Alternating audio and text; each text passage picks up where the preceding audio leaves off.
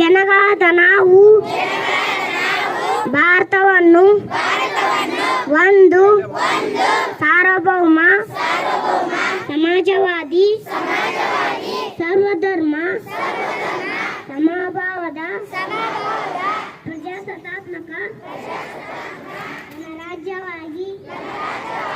ರಚಿಸಲು ಮತ್ತು ಅದರ ಸಮಸ್ತ ನಾಗರಿಕರಿಗೆ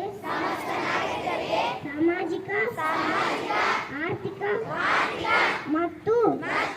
ರಾಜಕೀಯ ನ್ಯಾಯ ವಿಚಾರ ಅಭಿವ್ಯಕ್ತಿ ವಿಶ್ವಾಸ ಧರ್ಮಶ್ರದ್ಧೆ ಮತ್ತು ಉಪಾಸನಾ ಸ್ವಾತಂತ್ರ್ಯ ಸ್ಥಾನಮಾನ ಹಾಗೂ ಅವಕಾಶ ಸಮಾನತೆ ದೊರೆಯುವಂತೆ ಮಾಡಲು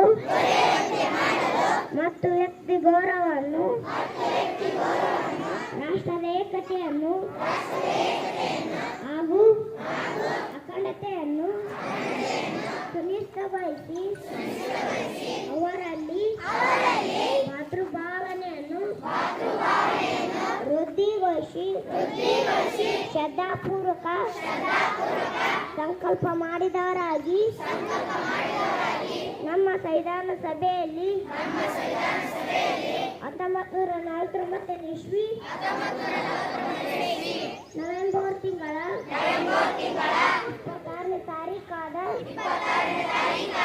ಈ ದಿವಸ ಈ ಮೂಲಕ